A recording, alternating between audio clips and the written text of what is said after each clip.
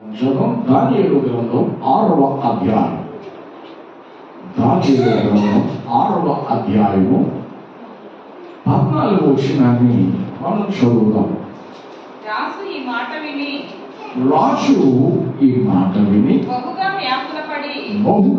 వ్యాకులపడి దానియేలును రక్షింపవలెనని తన మనసు దృఢము చేసుకొని సూర్యుడు అస్తమించు వరకు అతన్ని విడిపించుటకు ప్రయత్నము చేసాను.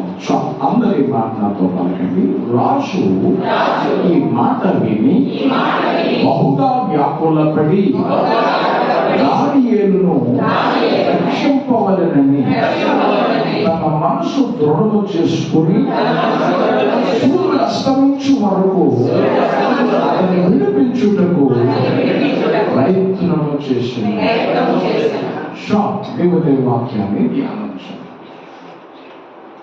దానియేలు గూర్చి రాజు బాధపడుతుంది. దానియేలు గూర్చి రాజు వ్యాకుల పడతాడు, కన్నీరు కారుస్తుంటాడు, నిద్ర పట్టిన వాడితో ఉంటాడు. ఇంతకీ ఎవరి దానియేలు అని అంటే, బబులోను సామ్రాజ్యంలోనుగా యెరూషలేము ప్రాంతంలో నుండి యూదా సామ్రాజ్యంలో నుండి బబులోను సామ్రాజ్యానికి చాలా వచ్చినవి. మరి జనసంబంధి అయిన దానియేలు విషయంలో ఎందుకు రాజుకంత బాధ అని అంటే, ఈ దానియేలు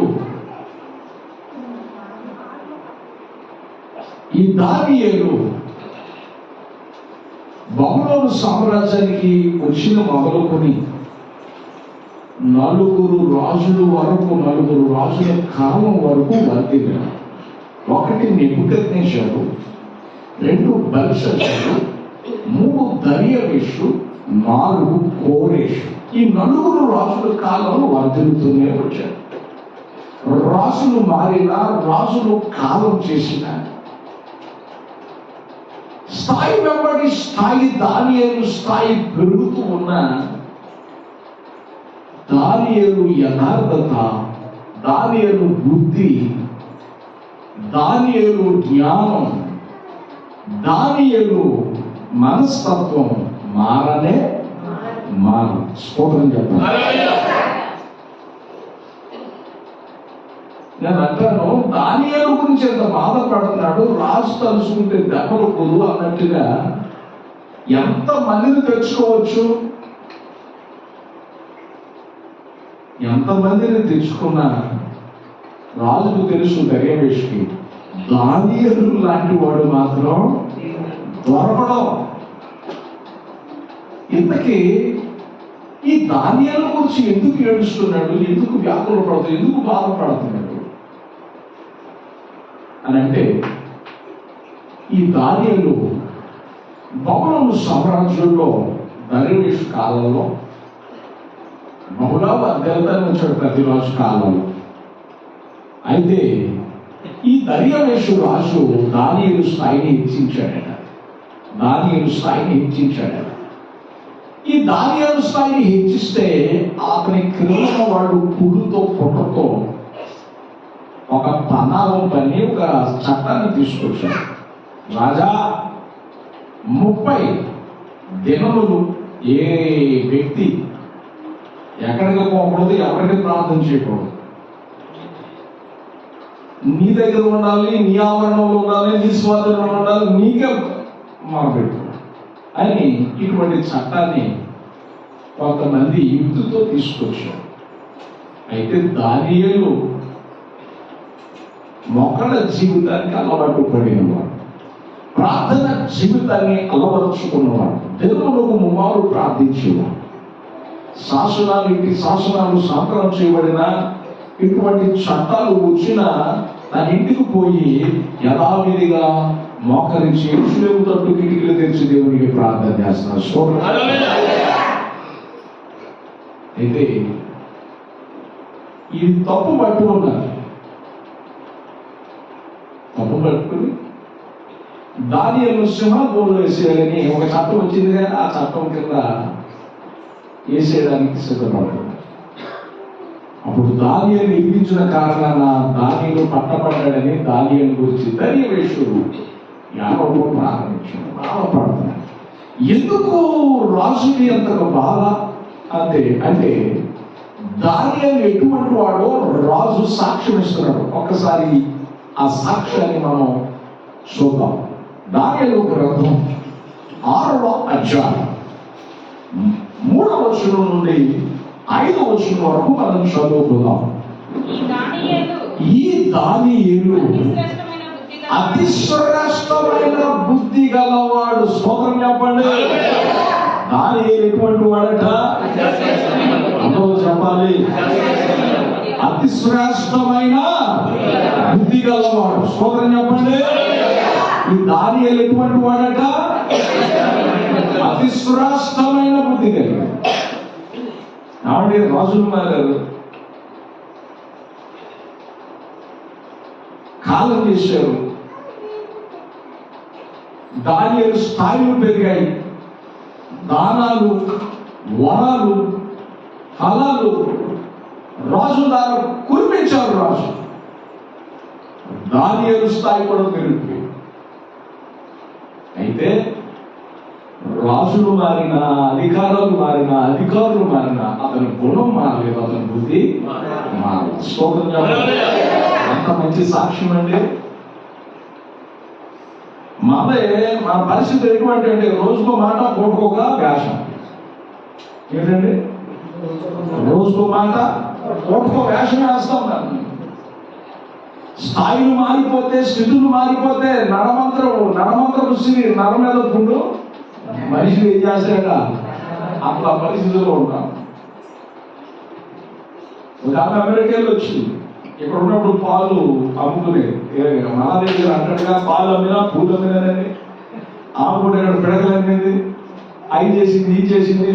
ఇప్పుడు పరిస్థితులు బాగుండి వాళ్ళు చుట్టాలు కాస్త అమెరికా తీసుకెళ్ళారు, కొంచెం సంపాదించుకోరు. వచ్చి ఆ ఇంటి పక్కన ఇంటిని చూసి అంటది, ఏమిటి ప్రేడ? ఏమంటుంది? పేడను చూసి ఏమంటుంది? ఏమిటి ప్రేడ, ఏమిటి పేడ అన్నట్టుగా ఆమె వ్యవహరిస్తూ ప్రతిదానికి రావతులు పెడుతూ మాట్లాడుతుంది. డబ్బు కలగగానే, స్థాయి పరగగానే ఆమె ఏమైపోయిందండి? మారిపోయింది. ఆ విధి విధానాలు మారిపోయింది. కానీ దానియేలు మారదు. దానియేలు బుద్ధి మారదు. అతి శ్రేష్టమైన బుద్ధి కలవాడు. స్తోత్రం చెప్పాలి. రక్షించబడిన మనము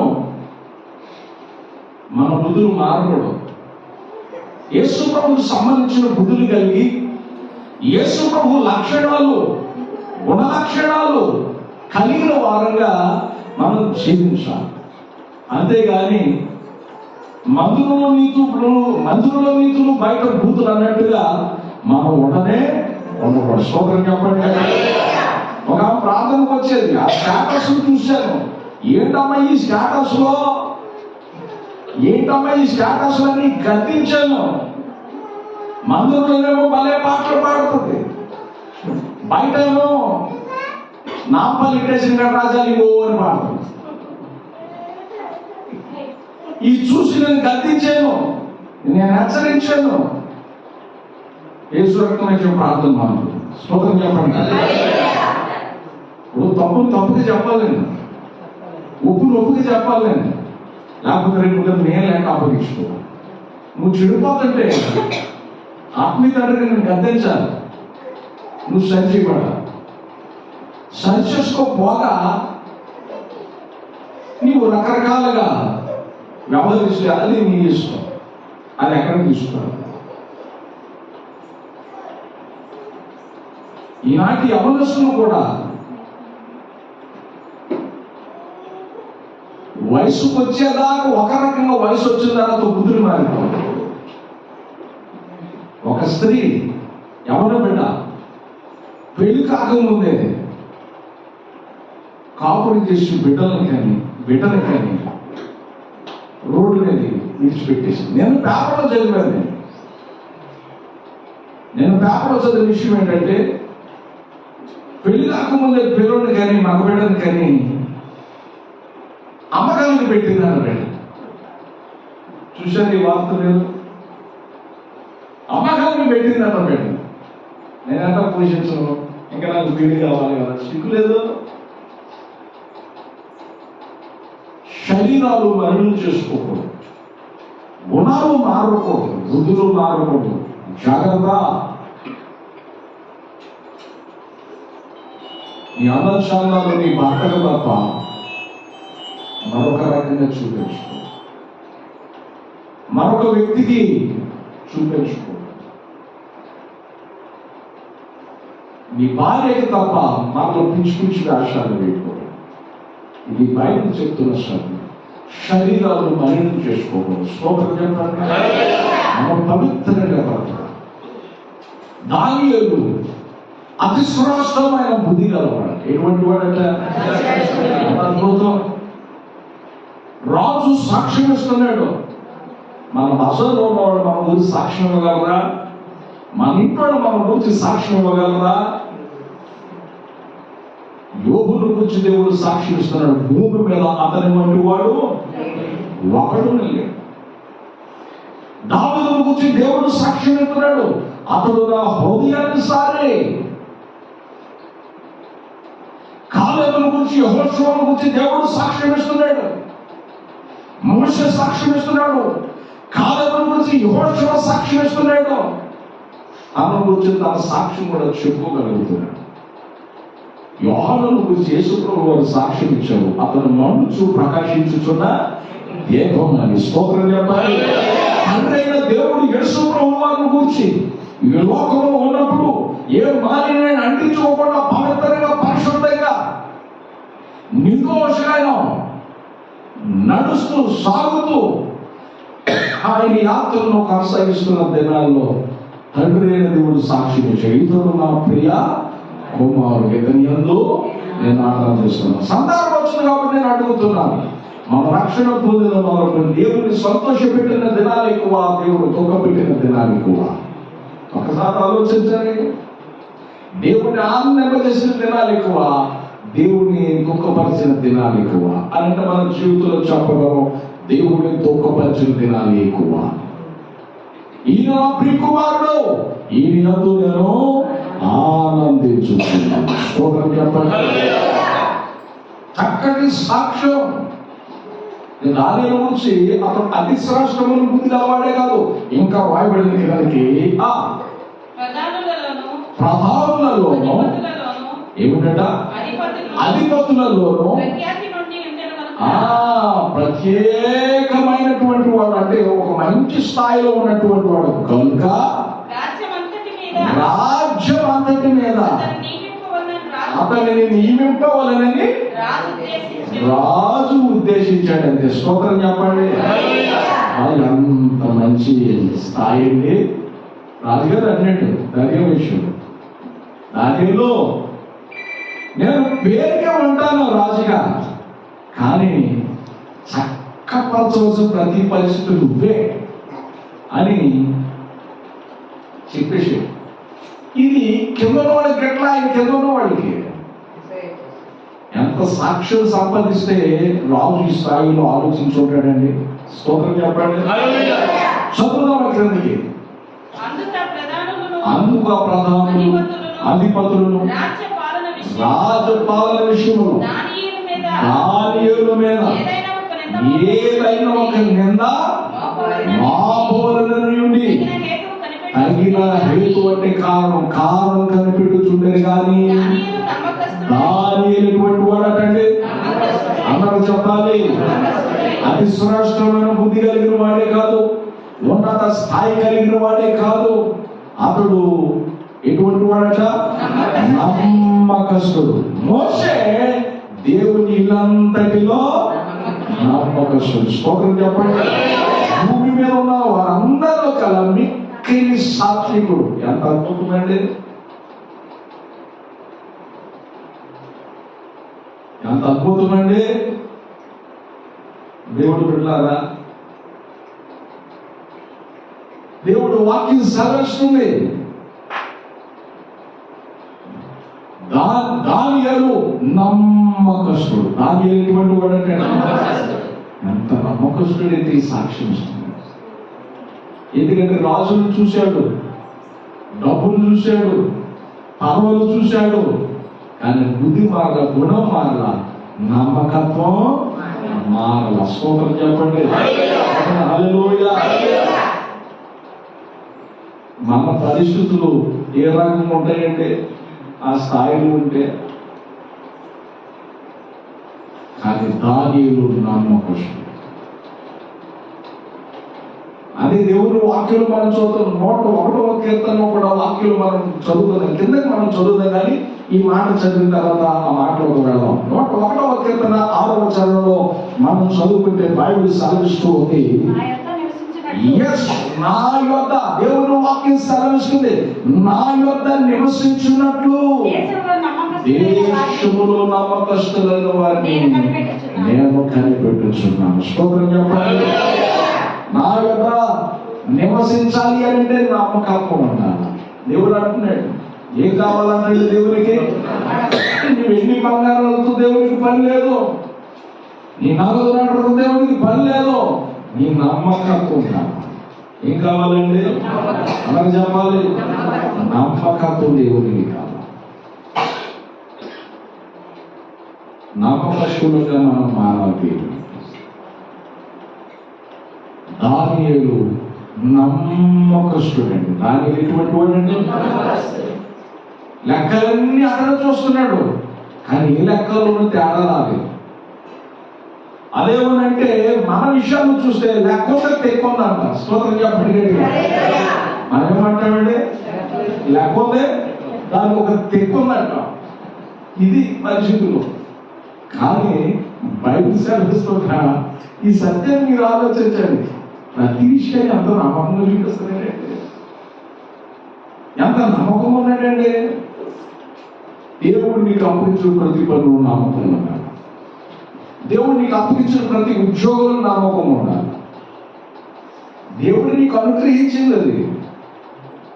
ఒక ఆయనట, నేను మన పేపర్లు చదివాను, ఒక ఆయనట 40 ఏళ్ళుగా ఒక్కరోజు కూడా ఆఫీసుకు సెలవు పెట్టలేదు.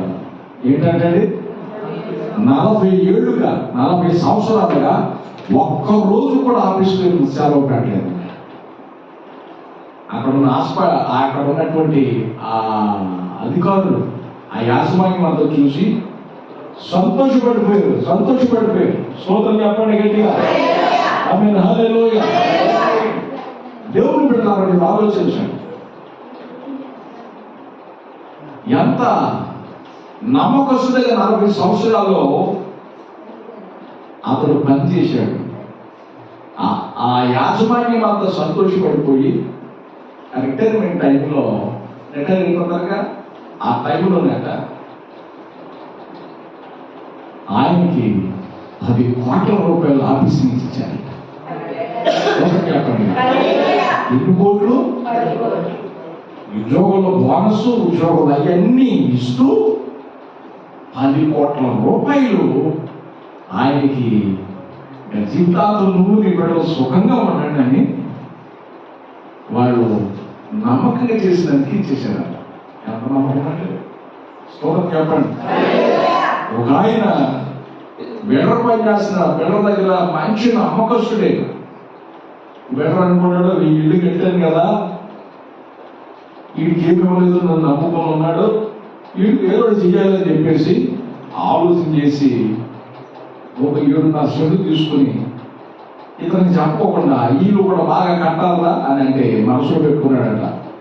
1000 ఇల్లు కట్టావు, 1000 ఒకటో ఇల్లు కడుతున్నావు, ఇన్ని సంవత్సరాలు నేను నమ్ముకున్నా, నాకు ఏం చేసావు మనసులో పెట్టుకున్నాడు. అరే నేను వచ్చేదాకా ఇట్లా అయ్యాలి, పిల్లలకి 6 చుమలై లేదా 8 చుమలై అని చెప్పాడట. వేస్తాను అన్నాడట.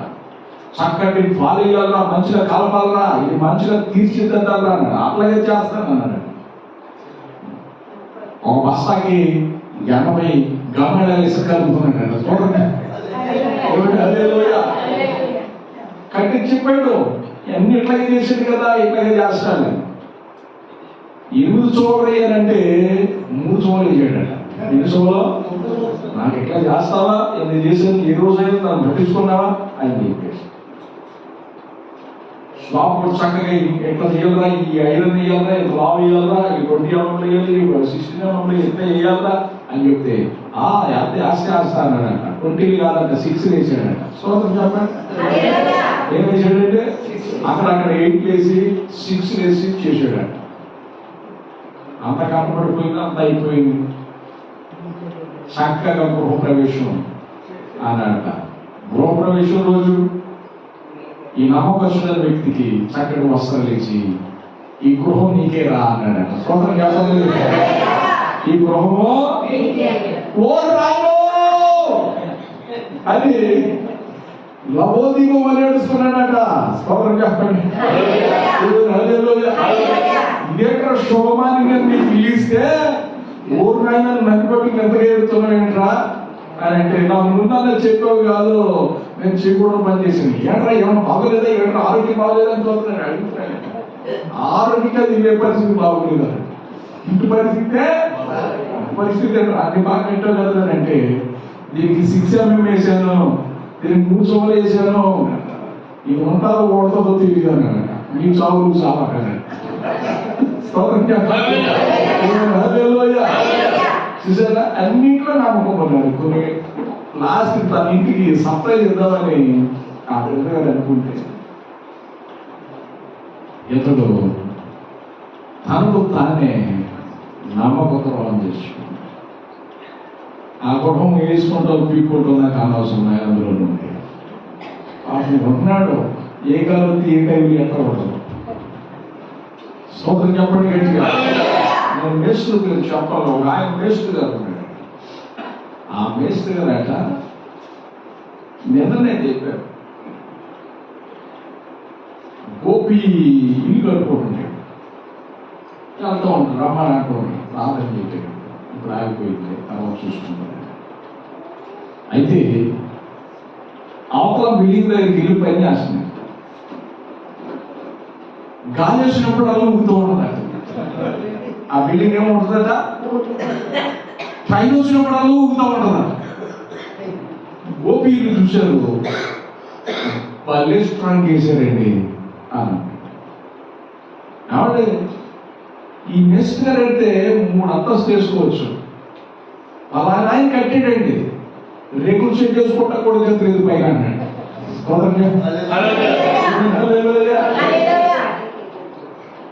నాకు ఎంత బాధ వేసిందో.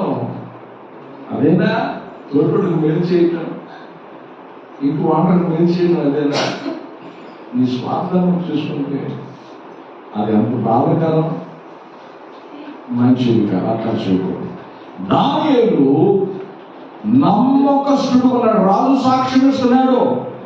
నిన్ను గురించి, నీ ఉద్యోగం గురించి, మనందరూ మన చుట్టూ ఉన్న వారు మన గురించి సాక్ష్యం ఇవ్వాలి. ఏం ఇవ్వాలండి మన గురించి? ఆ యవనస్తుడు ఎంత ప్రార్థన చేస్తుందండి, ఆ యవనస్తుడు ఎంత ప్రార్థన చేస్తాడండి, ఆ తల్లి ఎంత ప్రార్థన చేస్తుందండి, ఆ తల్లి ఎంత ప్రార్థన చేస్తుందండి, ఆ తల్లి ఆ తండ్రి ఎంత ప్రార్థన చేస్తుందని సాక్ష్యం ఇవ్వాలా. కానీ మన గురించి సాక్ష్యం ఇస్తారు. అమ్మో ఆమె నోరిప్పిందంటే, ఆయన నోరిప్పాడంటే ఏసు రక్తమే ట్రై చేసి ఏమంటారండి చెప్పాలి. డ్రైనేజ్ చేయండి బాబు, నోరిప్పితే ఎటువంటిది అంటే ఈ మాట మీరు ఎందుకంటారు, మీకు తెలియదు. స్తోత్రం చెప్పండి. జాగ్రత్త, సాక్ష్యాన్ని మనం సంపాదించుకోవాలి. ఇప్పుడు ఒక స్టోరీ మీరు చెప్తారు. విశ్వాస సువార్త వేరు. ఈ సువార్త మనం అవతల అభిరాలను పప్పు దగ్గర పోట్లాడుకుంటున్నాడు. వీళ్ళు పాస్టర్ గారు తల పని చేసుకుని చక్కగా సైడ్ చేసుకుని వస్తున్నాడు.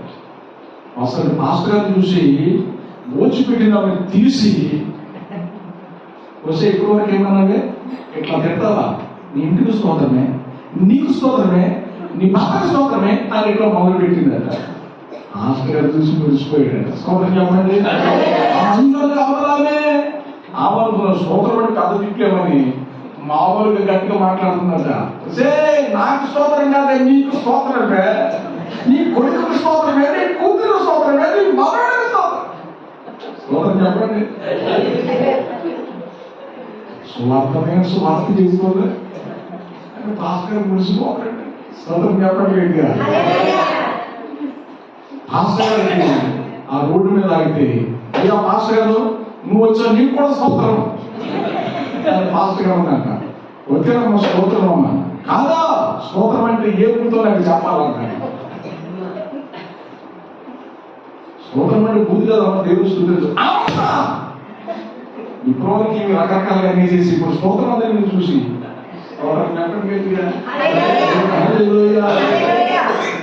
ఇన్ని బుద్ధులు అడిగిలో అందుకే అంటారు, మందులలో నీతులు బయట బూతులు. అట్లా ఉండకూడదు, మార్పు కాదు.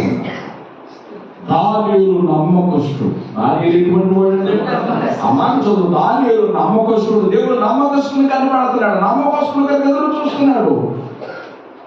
నమ్మకత్వాన్ని కోల్పోవద్దు. ఏ నేరమైనను దానియేలు గ్రంథం 6:3-5 దానియేలు నమ్మకస్తుడు. ఏ నేరమైనను ఏ తప్పైనను చెయ్యువాడు కాదు. స్తోత్రం చెప్పండి. ఒకసారి నేను ఈ సెలలో చూశాను, నాకు ఒక సీన్ చూసి భయపేసింది. నేరాలు ఘోరాలు. పేరే ఘోరంగా. పేరు ఎక్కడ ఉందండి అన్నది చెప్పాలి. ఘోరంగా. నేరాలు ఘోరాలంట. నేరాలు ఘోరాలు. ఎంత ఘోరం. ఏ నేరస్తుడు ఏ నేరం చేయలేదట, ఏ తప్పు చేయలేదట. స్తోత్రం చెప్పండి. రాజులే సాక్ష్యం ఇస్తున్నాడు. ఆ రోజు కాలంలో బాగానే ఉన్నాడు, ఈ రోజు కాలంలో బాగానే ఉన్నాడు, నా కాలంలో కూడా ఎదురు ఏ తప్పు చేయలేదు, ఈ నేరము చేయలేదు. దానియేలులో తప్పైనను లోపమైనను అక్కడ ఉన్నవాడు కనుగొలేదు, రాజు గారు కనుగొలేదు. స్తోత్రం చెప్పండి. అద్భుతమైన సాక్ష్యం. దానియేలులో లోపమైన తప్పైన కనుగొలేదు. అది అతి శ్రేష్టమైన బుద్ధి కలిగిన వాడు. మన బుద్ధులు మారకూడదు, స్థాయిలు మారేకొద్ది, మన ప్రవర్తన మారకూడదు, మన స్థాయిలు పెరిగేకొద్ది. ఏ పరిస్థితులు ఎట్లా ఉన్నా మన ఆత్మీయత మారనే మారకూడదు. డెవలప్ అవ్వాలా, అంతేగాని బలహీనం కానే కాకూడదు. ఎంత అద్భుతమండి.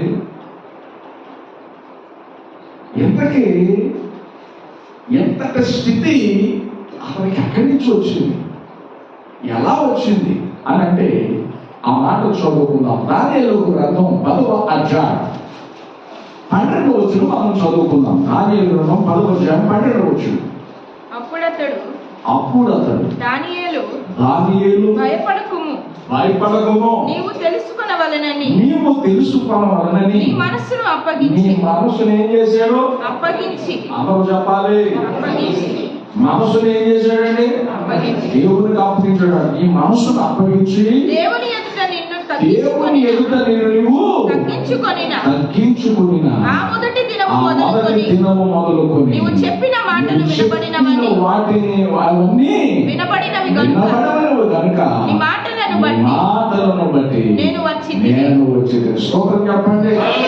గాబ్రియేలు దూత శుభవర్తమానం తీసుకొచ్చే దూత శుభవర్తమానం తీసుకొచ్చింది. దానియేలు దేవుడు పంపించాడయ్యా. దేవుడి దగ్గర పంపించడానికి కారణం ఏంటో తెలుసా? నీ మనసును నువ్వు దేవునికి అప్పగించావు. ఎవరికి అప్పగించావు? అన్నది చెప్పాలి. నేను అడుగుతున్నాను, నీ మనసును దేవునికి అప్పగించావా? నీ చూపు దేవునికి అప్పగించావా? నీ తలంపు దేవునికి అప్పగించావా? నీ నడక దేవునికి అప్పగించావా? నీ నోరు దేవునికి అప్పగించావా? అప్పగిస్తే నువ్వు ధన్యుడు అయిపోతావు. అప్పగించాలా? అందుకనే హృదయం అక్కడ ఉంది, నీ చుట్టూ నేను తిరుగుతున్నాను, డైలాగ్ వేసుకుంటూ పాటలు పాడుకుంటూ తిరుగుతున్నా.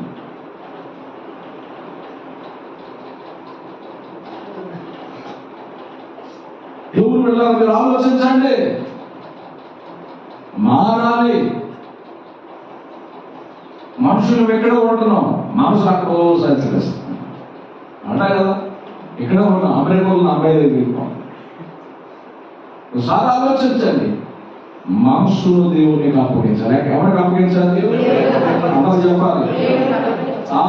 ఒక అమ్మాయి అంటుంది, ఒక అబ్బాయి అంటున్నాడు, నానా నేను ఆమె చేసుకుంటా. రే జాగ్రత్త,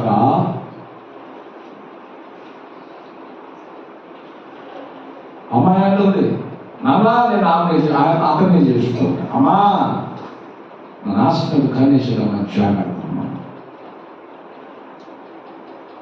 చేసుకునే నాకు ఒక రకంగా చేసుకున్న కాడి నుంచి కర్మ తీసుకురామని సాగువాడున్నాడు కనుక బాగుంది. ప్రేమించినప్పుడు ఒక రకంగా, ప్రేమించిన తర్వాత పెళ్లి చేసుకున్న తర్వాత ఇంకొక రకంగా చేయకూడదు. వాక్యానుసారం కాదు. స్తోత్రం చెప్పండి.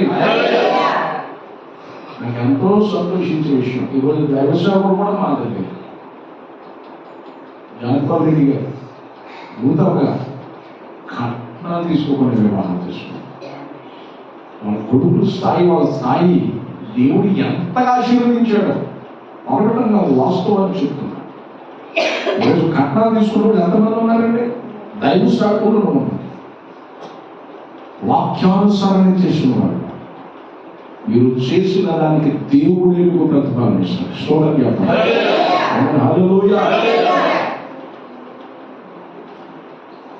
అద్భుతమైన విషయం. టీవీలో చూశారు, కట్నాలు తీసుకునేవాడు గాడిద. అవునా? చెప్పండి. మరి కట్నం తీసుకుంటే ఎవరు ఉన్నాను? అంతే కదా. స్తోత్రం చెప్పండి గట్టిగా. గాడిద గుర్తొచ్చింది.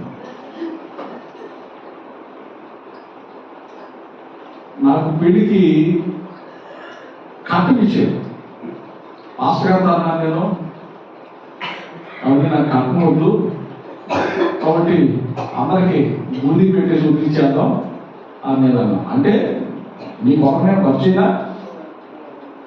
నేను అప్పుడు బలైపోయాను చేయను. సరే అని చెప్పేసి ఉన్న పొలం అన్ని నాకు కట్నం ఇచ్చాడు. ఆ రోజుల్లో 26 సంవత్సరాల క్రితం.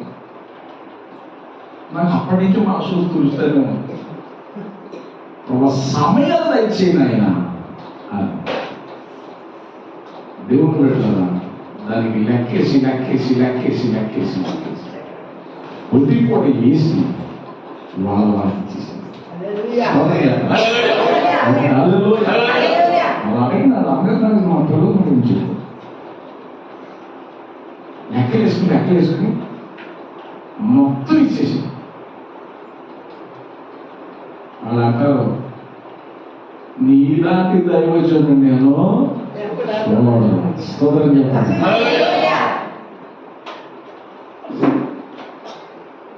దేవుని పిల్లలారా, నా హృదయంలో బాధ ఉండిపోయింది. నా హృదయం, నా మనసు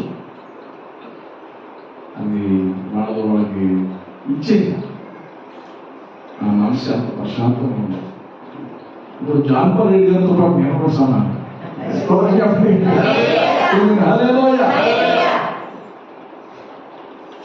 మీ పిల్లలు పెళ్లి చేయకముందే నేను ఇచ్చేసాను. నేను అట్లా అది తీర్చేసుకున్నాను. దేవుని వెళ్ళాలా, దేవుడు వాక్యం సెలవిస్తున్నాడు. ఏ తప్పైనా, ఏ లోపమైనా, ఏ నేరమైనా లేదు వాడు. దేవునికి మనసు అప్పగించాం. ఎవరికి అప్పగించాడంటే అందరూ చెప్పాలి. నువ్వు దేవునికి అప్పగించుకున్నావు, నీవు దేవునికి సమర్పించుకోవాలి. దేవునికి ఏం చేయాలండి? సమర్పించుకోవాలి. దేవునికి అప్పగించుకో. దేవుడు నీకేం తక్కువ చేయడు. దేవునికి అప్పగించుకుని తనను తాను తగ్గించుకున్నాడట. ఏం చేశాడటండి? దేవునికి అప్పగించుకుని తనను తాను అప్పగించుకున్నాడు. మీరు అడగొచ్చు, పొద్దున్న మీరు కట్నం తీసుకోవాలి పాస్టర్ కోరుకున్నాడుగా. కూతురు కడిగితే తప్పకి ఒక తప్పదు. కోరుకున్నాడుగా నేను కట్నం తీసుకున్నాను. తీసుకున్నాము ముందే చెప్పా. మీరు ఏమి ఇచ్చినా మనకు అవసరం. మరి మా కూతురు మేము ఉంచుకోవద్దా? నీ కూతురు మీకలు కర్ర పెట్టు నాకెందుకు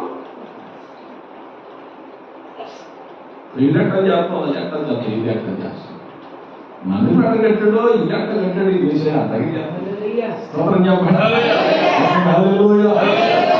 అదుపు వివాహం చేయలేదా అట్లాగే చేస్తాం నమ్మదగినది వాక్యానికి కట్టుబడి ఉన్నాం. ఇప్పుడు వివాహం ఏంటి స్తోమత లేదు ముందు చేసి పెడితే వాళ్ళు మీరు తిడతారా చెప్పాలి ముందు పెడితే వాళ్ళు తిడతారా ఆ పిడికి వెళ్ళారు కానీ ముందు పెట్టాడు అంటారా చెప్తున్నా రోజు చెప్పుకుంటారేమో ఆయన చరిత్రలో గుర్తుంది బాగా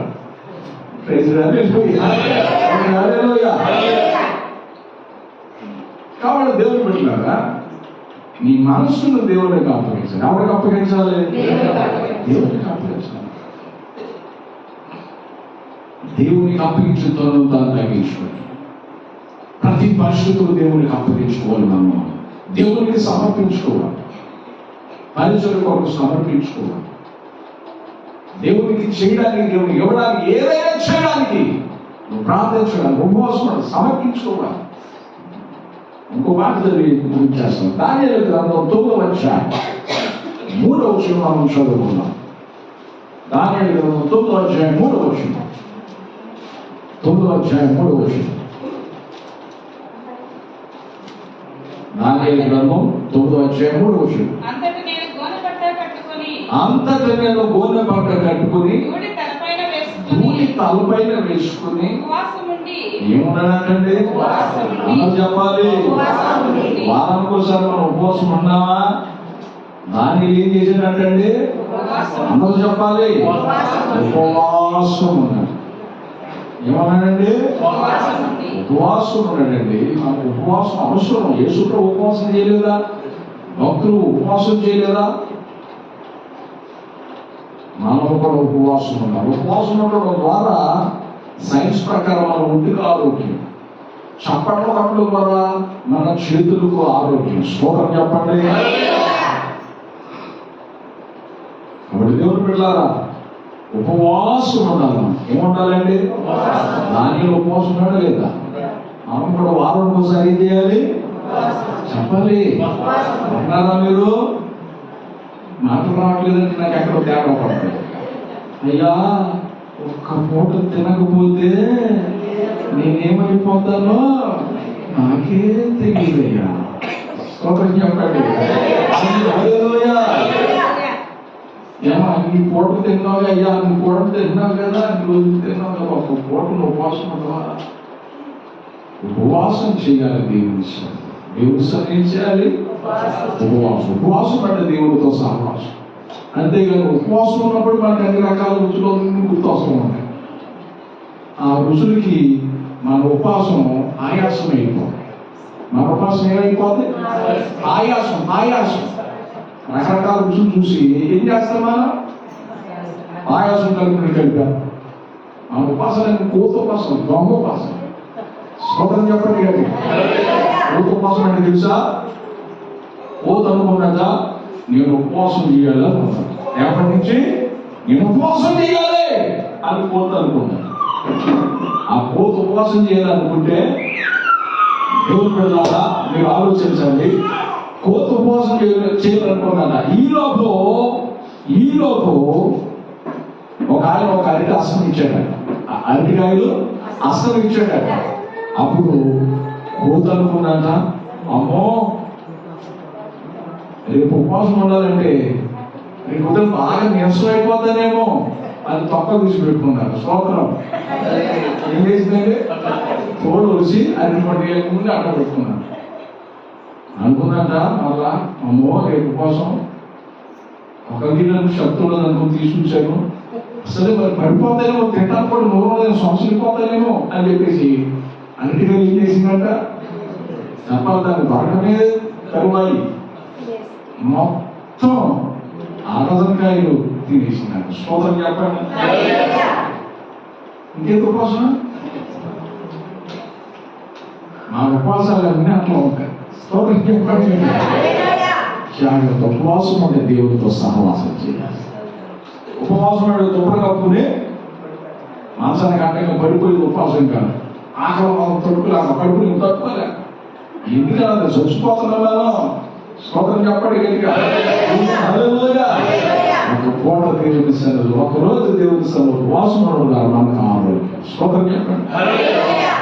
దానియేలు గోరు పట్ట కట్టుకొని ధూళి తలపైన పోసుకొని ఉపవాసం నుండి ప్రార్థన జ్ఞాపన చేత దేవుని తన మనసును నిబ్బరం చేసుకున్నాడు. స్తోత్రం చెప్పండి. చూసారా, మనసును దేవునికి అప్పగించాడు, దేవుని తగ్గించుకున్నాడు కనుక ఇప్పుడు మనసులో నిబ్బరం వచ్చేసింది. మనసులో ఏమొచ్చేసిందంటే ఏ పరిస్థితులు వచ్చినా 9 అధ్యాయం దగ్గర నుంచి 11 అధ్యాయం దాకా కలవరంగా ఉన్నాడు. కానీ మనసుని ఎప్పుడైతే దేవునికి అప్పగించాడో నిబ్బరం వచ్చేసింది. ఆయన ఏమొచ్చేసిందంటే అందరూ చెప్పాలి, మనం నిబ్బరం లేకపోతే నుయ్యో గొయ్యో అంటాం. మనం ఏమంటామండి? అందరూ చెప్పాలి, నుయ్యో గొయ్యో. ఒక నిమిషాలు అయ్యా చచ్చిపోతాను, ఏమైపోతుందండి? నాకే చెప్పాలా? నూతులో కాళ్ళు పెట్టి పైన కూర్చున్నానయ్యా, లోతు చూస్తే భయం వేసిందయ్యా. ఏం చూసిందా? లోతు చూసి భయం వేసిందట. నాయన నేను అనుకోలేదు, కడుగుదలేదు బాబోయ్. హల్లెలూయా. ఏం జరగలేదు? లోతు చూసినప్పుడు కళ్ళు తిరుగుతుంది, ఏమైపోయేది? హల్లెలూయా. ఆ బావులో దూకినప్పుడు పాస్టర్ గారిని పిలవండి అని దాని మీద రాసి నేను దూకేద్దాం అనుకున్నాను, లేకపోయింది.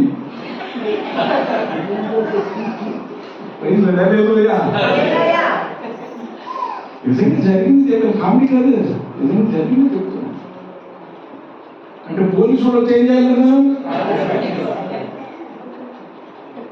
ఓరి విచిత్రం తగలయ్యా, ఇంట్లో పేరు పెట్టుకో, హాస్పిటల్ గా రమ్మాను, నువ్వు దూకే రాలేదు లాగా.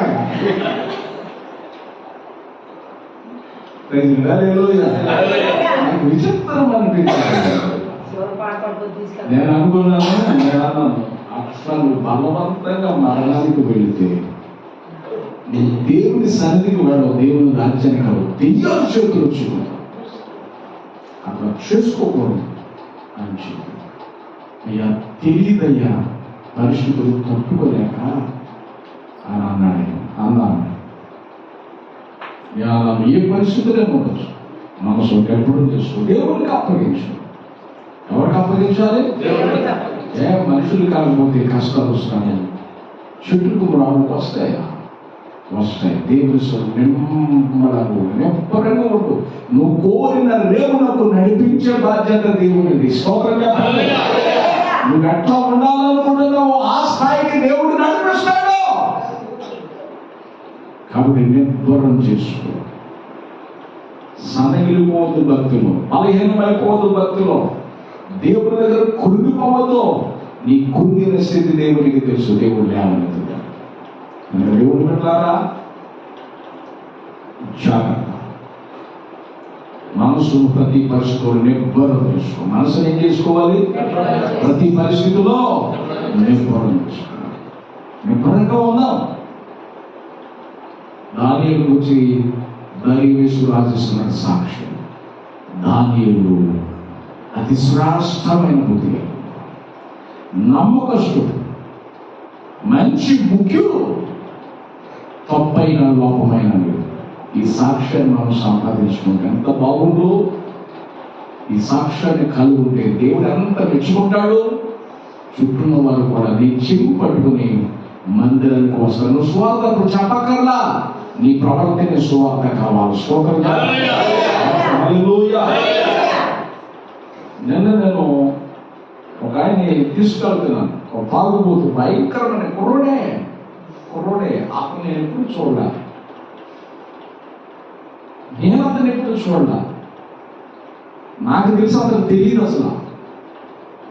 నేను చర్చ్ చెరువు దగ్గర ఏదో తాగుబోతులు కొట్టుకున్నాను, కుర్రోడు ఇప్పుడు 9:30 ఉదయకాల సమయం తాగేసేసి అవునా 9:30 కొట్టుకుంటున్నారు. నేను బండి మీద ఒక ఆయన్ని తీసుకెళ్తాంటే తాగేసేసి ఉన్నాడు. పాస్టర్ గారు అని పిలుస్తున్నాను. నేను ఓటు ఏమైనా వేసుకెళ్ళాను, నేను పాస్టర్ గారు నేను గానం కట్టుకెళ్ళాను.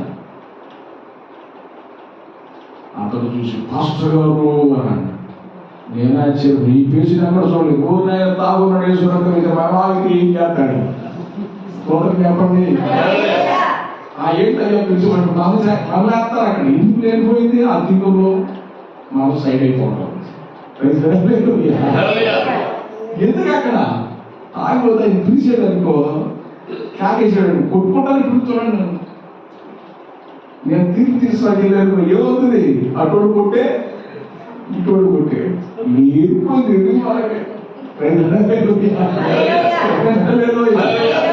వినాశమైన పరిస్థితులు. కుర్రోడు దాదాపు 24 ఏళ్ళు. దేవుడు శరీరాలను జీవితాలను పాడు చేసుకోవాలి. దేవునికి నమ్మకంగా బ్రతుకు.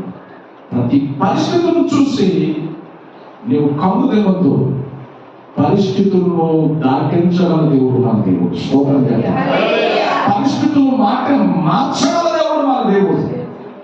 అందుకే దాన్ని నిపుణం చేసుకున్నా బుద్ధిని కోల్పోదు, గుణాన్ని కోల్పోదు, నమ్మకంగా ఉంది. ఎట్లా ఉండాలి మనం అన్నది చెప్పాలి. నమ్మకం. ఓ తల్లిగా అంటుంది నన్ను చూసి, అయ్యా నీ వెనక ప్రార్థన జీవితం లేకపోతే అంత జరగదయ్యా. స్తోత్రం చెప్పండి. నీ వెనక ప్రార్థన లేకపోతే జరగదయ్యా. నీ ప్రార్థన ఏంటో నాకు తెలుసు అని తల్లిదండ్రులు సాక్ష్యం ఇచ్చింది. వెనకాల కాచే కన్నీరు ప్రజలకు తెలియదు కానీ జీవాధిపతి చేసేది తెలుసు. స్తోత్రం. ఇది చూసి ఎదురుకుండా వచ్చి అని తెప్పిందో కామె నాకు నా చేతులు బిడిగా కలిగితే మనకే అది విన్నారుగా, చూస్తున్నారుగా. స్తోత్రం చెప్పండి. భయంకరంగా తెప్పింది. బిల్డింగ్ ముగింది అన్నింటిలో బాగానే కాబట్టి నీకు ఎంత ఉద్యోగాలు చేస్తుంటే నీ రకం దిగుతున్నావే. మరి అమ్మ నీకు 17 వాడంట ధనవంతులు.